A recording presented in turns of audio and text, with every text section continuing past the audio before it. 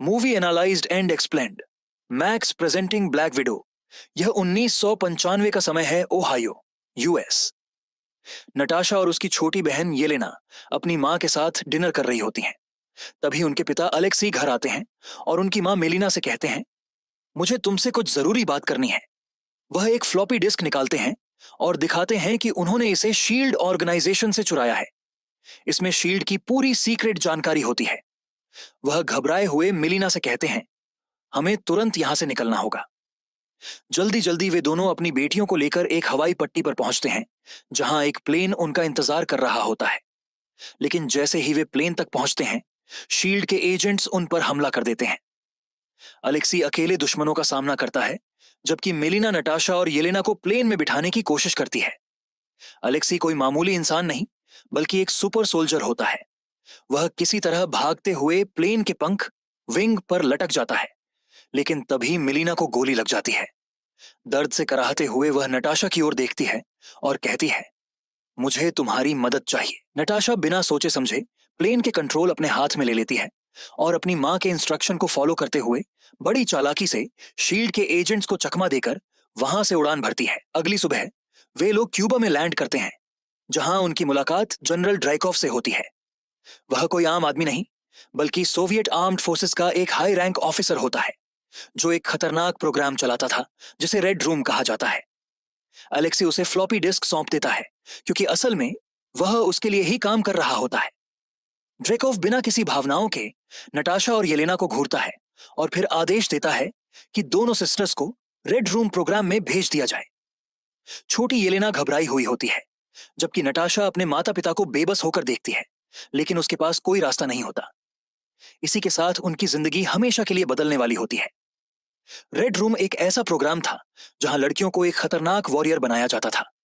इन लड़कियों को black window कहा जाता था, जो सबसे मुश्किल मिशन को भी आसानी से पूरा कर सकती थीं। इस बीच अलेक्सी को दिखाया जाता है, जो ड्रेकॉफ से कहता है कि वह अपनी सरकार से बिल्कुल भी खुश नहीं है और वापस आना चाहता है।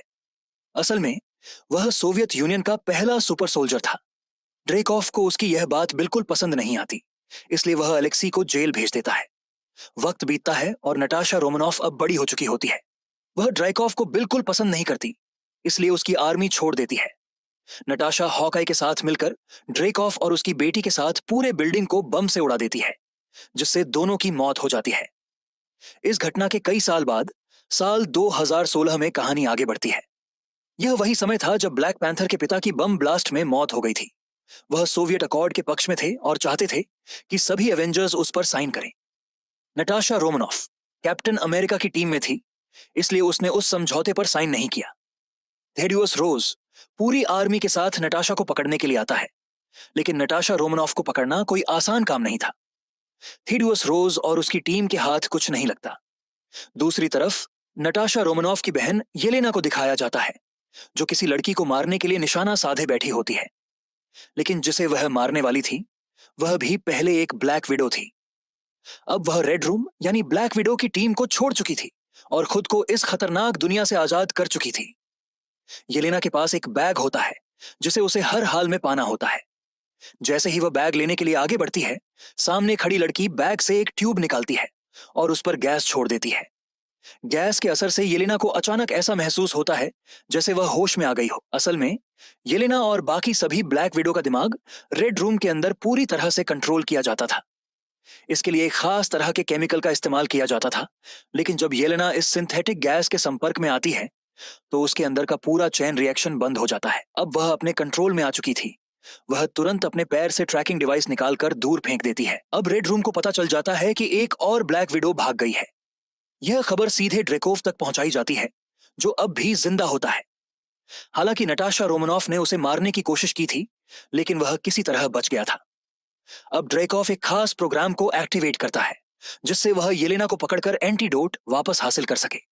इस प्रोग्राम को टास्क मास्टर कहा जाता है। यह एक बेहद खतरनाक वॉरियर होता है, जो अपने दुश्मन की फाइटिंग टेक्निक को कुछ ही सेकंड में सीखकर उसी तरह लड़ना शुरू कर देता है। अब नटाशा रोमनॉफ को नॉर्वे में दिखाया जाता है, जो थेडियस और उसकी आर्मी से भाग रही होती है। वहां उसका एक दोस्त होता है, जो उसे बताता है कि उसने उसके लिए कुछ जरूरी सामान मंगवाया है। इसी सामान के अंदर वह एंटीडोट भी होता है, जिसकी वजह से येलेना को होश आया था। दरअसल येलेना ने यह बैग अपनी बहन नटाशा के पास भेजा था, लेकिन नटाशा रोमनॉफ इसे नजरअंदाज कर देती है और बैग को अपनी कार के ट्रंक में रख देती है। घर के जनरेटर में डीजल खत्म हो जाने की वजह से नटाशा रात को डीजल लेने बाहर जाती है, लेकिन रास्ते में उस पर अचानक हमला हो जाता है। यह हमला टास्क मास्टर करता है। नटाशा और टास्क मास्टर के बीच जबरदस्त फाइट होती है, लेकिन तभी टास्क मास्टर की नजर नटाशा की कार के ट्रंक पर पड़ती है, जहां वही एंटीडोट रखा होता है। नटाशा को एहसास होता है कि यह बैग और उसमें रखा सामान बहुत खास है। हालांकि फाइट में नटाशा टास्क मास्टर को हरा नहीं पाती, लेकिन अपने दिमाग का इस्तेमाल करते हुए वह किसी तरह एंटीडोट लेकर भाग निकलती है। जब वह बैग खोलकर देखती है तो उसमें उसे अपनी और अपनी बहन की एक फोटो मिलती है। अब उसे समझ आता है कि यह एंटीडोट उसकी बहन येलेना ने भेजा था, लेकिन उसे इसके बारे में कुछ भी नहीं पता था। अब नटाशा बुडापेस्ट पहुंचती है, जहां उसकी बहन रहती है। वह येलेना से पूछती है कि यह सब क्या चल रहा है। येलेना बताती है कि ड्रैकॉफ हमें एक खास केमिकल से ब्रेन वॉश करता है। उसका हमारे दिमाग पर पूरा कंट्रोल होता है, लेकिन यह सिंथेटिक गैस उस केमिकल के असर को पूरी तरह खत्म कर देती है, जिससे हम ड्रैकॉफ यानी रेड रूम के कंट्रोल से हमेशा के लिए आजाद हो जाते हैं। इसके बाद येलेना नटाशा से कहती है कि उसे एवेंजर्स की मदद लेनी चाहिए, ताकि वे उन सभी ब्लैक विडो को आजाद कर सकें जो अभी भी ड्रैकॉफ के कब्जे में हैं। नटाशा जवाब देती है कि यह नामुमकिन है, क्योंकि उसने सालों पहले हॉकआई के साथ मिलकर ड्रैकॉफ को बम से उड़ा दिया था, और उसी के साथ रेड रूम भी खत्म हो गया था, जहां ब्लैक विडो तैयार की जाती थी। येलेना यह सुनकर हंसती है और कहती है कि अगर तुम ऐसा सोच रही हो तो यह सिर्फ तुम्हारे दिमाग का भ्रम है, क्योंकि ड्रैकॉफ अभी भी जिंदा है। नटाशा रोमनॉफ एवेंजर्स की मदद नहीं ले सकती, क्योंकि सोवियत अकॉर्ड्स की वजह से एवेंजर्स टीम खत्म हो चुकी है। दोनों बहनें आपस में बात कर ही रही होती हैं कि अचानक ब्लैक विडो की टीम उन पर हमला कर देती है। इस फाइट के दौरान एक ब्लैक विडो गंभीर रूप से घायल हो जाती है। नताशा रोमनॉफ उसके सामने खड़ी होती है और उसकी मदद करना चाहती है। तभी हमें ड्रैकॉफ दिखाया जाता है, जो कंट्रोल रूम से इस पूरी घटना को देख रहा होता है। ड्रैकॉफ उस घायल ब्लैक विडो को आदेश देता है कि वह अपनी जान दे दे। वह उसकी बात मानकर अपनी जान दे देती है। नटाशा रोमनॉफ अब अपनी बहन येलेना के साथ वहां से भाग जाती है, लेकिन तभी टास्क मास्टर उनका पीछा करने आ जाता है। नटाशा और येलेना बड़ी मुश्किल से उसे चकमा देकर वहां से निकलने में कामयाब हो जाती है। अब दोनों यह तय करती हैं कि उन्हें अपने पिता को सोवियत जेल से आजाद कराना होगा, क्योंकि उन्हें किसी भी हाल में रेड रूम तक पहुंचना है। लेकिन किसी को यह नहीं पता कि वह कहां है। कोई भी ब्लैक विडो जब रेड रूम के अंदर जाती या बाहर आती है तो उसे बेहोश कर दिया जाता है, ताकि वह जगह याद न रख सके। सिर्फ ड्रैकॉफ ही जानता है कि रेड रूम कहां है, और ड्रैकॉफ तक पहुंचने के लिए नटाशा और येलेना को अपने पिता को जेल से छुड़ाना होगा। वे दोनों हेलीकॉप्टर लेकर सोवियत जेल पहुंचती हैं और बड़ी आसानी से अपने पिता अलेक्सी को वहां से निकाल लेती हैं। इसके बाद वे वहां जाते हैं जहां उनकी मां मेलिना रहती है, लेकिन असल में मेलिना भी रेड रूम में ट्रेनिंग ले चुकी होती है, यानी वह भी एक ब्लैक विडो है और वह कई सालों से ड्रैकॉफ के लिए काम कर रही होती है। इसके बाद नटाशा और येलेना को यह सच्चाई पता चलती है कि अलेक्सी और मेलिना असल में उनके असली माता पिता नहीं हैं, बल्कि बचपन में उन्हें उनके असली माता पिता से चुरा लिया गया था। मेलिना नटाशा को बताती है कि उसकी असली मां बहुत जिद्दी थी। वह नटाशा को ढूंढने के लिए पूरी ताकत से कोशिश कर रही थी। जिस खतरे की वजह से रेड रूम यानी ड्रैकॉफ को दिक्कत हो रही थी, वही खतरा नटाशा की असली मां थी। इसलिए ड्रैकॉफ ने नटाशा की मां को मार दिया था। मेलिना कहती है कि वह खुद 4 बार रेड रूम के एक्सपेरिमेंट का शिकार हो चुकी है। नटाशा रोमनॉफ यह सुनकर कहती है कि इसमें तुम्हारी कोई गलती नहीं है।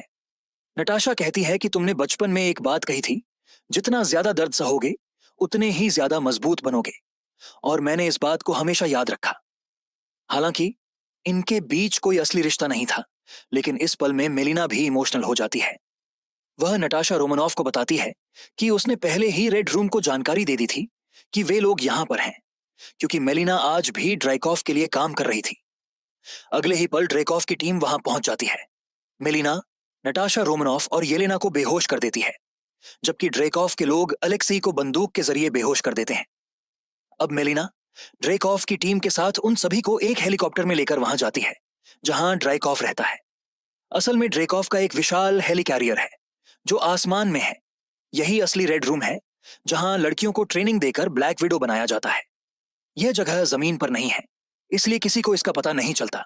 लेकिन अब नताशा, येलेना, अलेक्सी और मेलिना सब यहां पहुंच चुके हैं।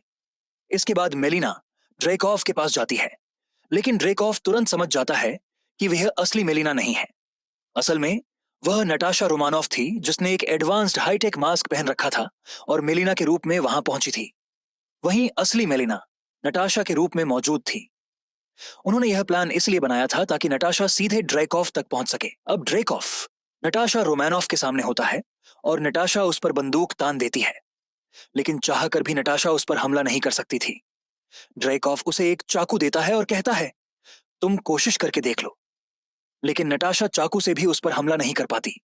वह हैरान होकर पूछती है, तुम मुझे कंट्रोल कैसे कर रहे हो? ड्रेकॉफ हंसते हुए जवाब देता है, मैं तुम्हें कंट्रोल नहीं कर रहा। यह सब फेमिनिन लॉक का कमाल है जो मैंने तुम्हारे नर्वस सिस्टम में जोड़ दिया था। मेरी मौजूदगी की खुशबू ही तुम्हें मुझ पर हमला नहीं करने देती। तुम चाहकर भी मुझे नुकसान नहीं पहुंचा सकती। इसी बीच टास्क मास्टर को दिखाया जाता है और ड्रेकॉफ उसे अपना मास्क उतारने के लिए कहता है। जब मास्क उतरता है तो सामने एक लड़की होती है और वह कोई और नहीं बल्कि ड्रेकॉफ की अपनी बेटी होती है। नटाशा को लगता था कि उसने उसे बहुत पहले ही मार दिया था, लेकिन वह जिंदा थी। ड्रेकॉफ बताता है कि उसने उसकी ब्रेन सर्जरी करवाई थी और उसके दिमाग में एक स्पेशल चिप लगाई थी, जिससे वह एक परफेक्ट सोल्जर बन गई। वह किसी के भी फाइटिंग स्टाइल को कॉपी कर सकती है और उसे हराना लगभग नामुमकिन है। अब सीन कट होता है और मेलिना को दिखाया जाता है जो अलेक्सी को कैद से आजाद कर रही होती है। उधर येलेना को रेड केमिकल्स का इंजेक्शन लगाया जा रहा होता है, जिससे वह फिर से ब्लैक विडो बनकर ड्रेकॉफ की गुलाम बन जाए। लेकिन मेलिना ने पहले ही अपनी जेब में एक चाकू छिपा लिया था। वह किसी तरह खुद को आजाद कर लेती है और अपनी बहन नटाशा की मदद करने निकल पड़ती है। अब अलेक्सी के सामने टास्क मास्टर आ जाता है और दोनों के बीच जबरदस्त फाइट शुरू हो जाती है। लेकिन टास्क मास्टर को हराना इतना आसान नहीं था। इससे पहले कि वह अलेक्सी को खत्म कर देता, मेलिना आती है और चालाकी से उसे एक कांच के सेल कैद खाने में बंद कर देती है। नटाशा रोमानॉफ को अब ड्राइकॉफ के सामने पूरी तरह बेबस दिखाया जाता है, क्योंकि वह उस पर हमला कर ही नहीं सकती थी। तभी ड्राइकॉफ अपनी अंगूठी को एक डिवाइस पर घुमाता है, जिससे कंप्यूटर स्क्रीन पर लाल रोशनी की एक सीरीज चमकने लगती है। वह बताता है कि ये सभी ब्लैक विडो हैं जो पूरी दुनिया में फैली हुई हैं और सिर्फ मेरे एक इशारे पर कुछ भी कर सकती हैं। अगर मैं चाहूं तो पूरी दुनिया पर कब्जा कर सकता हूं और तुम, जो एक एवेंजर हो, तुम भी मेरी गुलाम बन जाओगी।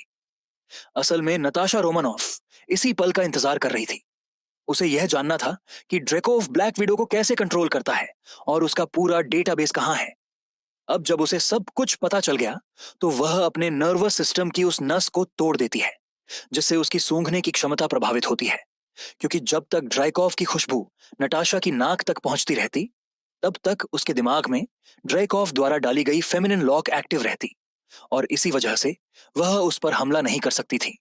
लेकिन अब उसने खुद ही अपने नर्वस सिस्टम की उस नस को तोड़ दिया। अब ड्रेकॉफ की गंध नटाशा के दिमाग तक नहीं पहुंच पा रही थी और इसलिए अब वह उस पर हमला कर सकती थी। वह तुरंत ड्रेकॉफ पर जोरदार हमला करती है और उसे बुरी तरह से मारने लगती है। इतने में ही ड्रेकॉफ की ब्लैक विडो टीम वहां पहुंच जाती है। ड्रेकॉफ उन्हें आदेश देता है कि नटाशा को खत्म कर दो। अब पूरी ब्लैक विडो टीम नटाशा पर हमला कर देती है। एक ऐसा समय आता है जब नटाशा पूरी तरह से ब्लैक विडो की टीम से घिर जाती है और ऐसा लगता है कि वे उसे खत्म कर ही देंगी। लेकिन तभी येलेना वहां पहुंचती है और एक धमाका करती है, जिससे सिंथेटिक गैस फैल जाती है।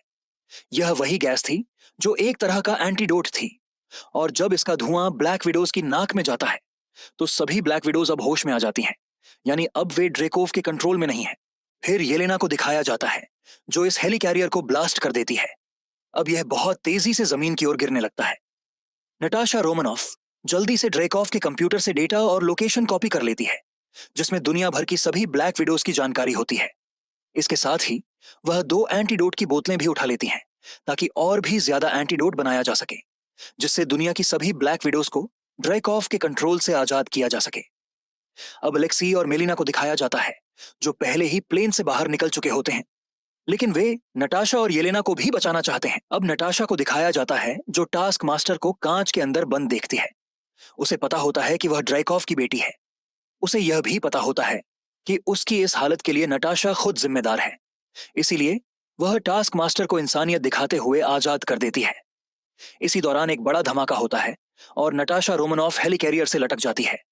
वहीं ड्राइकॉफ को दिखाया जाता है जो अपने आदमियों के साथ प्लेन से भागने की कोशिश करता है, लेकिन इससे पहले कि वह ऐसा कर सके, येलेना वहां पहुंच जाती है और फिर येलेना प्लेन के पंखे के ब्लेड पर एक स्टिक लगाकर ब्लास्ट कर देती है, जिससे ड्रेकॉफ की मौत हो जाती है। अब येलेना तेजी से नीचे गिरने लगती है और नटाशा जब ये देखती है तो तुरंत एक पैराशूट वाला बैग लेकर उसके पीछे कूद जाती है। वह येलेना को पकड़कर उसे पैराशूट पहनाती है और खोल देती है।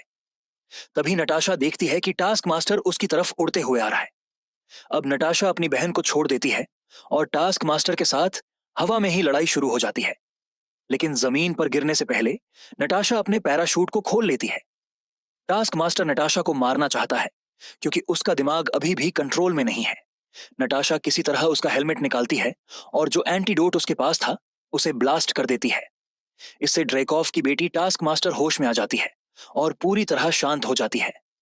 नटाशा उससे माफी मांगती है। वहीं येलेना भी वहां आ जाती है। अब नटाशा और येलेना के बीच की सारी गलतफहमियां दूर हो जाती हैं। नटाशा रोमनॉफ एंटीडोट और ब्लैक विडो की लोकेशन वाली डिस्क येलेना को देती है और कहती है कि मेलिना इस एंटीडोट को और बनाएगी। अब तुम्हारा काम है कि दुनिया की सारी ब्लैक विडोज को पूरी तरह ठीक करना। तभी वहां कुछ ब्लैक विडोज आती हैं जो पहले ही एंटीडोट से ठीक हो चुकी थीं। वे एलेक्सी और मेलिना को अपने साथ ले जाती हैं। 2 हफ्ते बाद नटाशा का दोस्त, जो हमेशा उसकी मदद करता है, उससे मिलता है और उसे एक प्लेन देता है। यह वही क्वीन जेट प्लेन होता है जिसमें हल्क बैठकर साकार ग्रह तक पहुंचा था, जिसे हमने थॉर रैग्नारॉक मूवी में देखा था। और इसी के साथ इस फिल्म की कहानी खत्म हो जाती है। अगर आपको यह स्टोरी पसंद आई हो तो वीडियो को लाइक करें, शेयर करें और चैनल को सब्सक्राइब करना ना भूलें।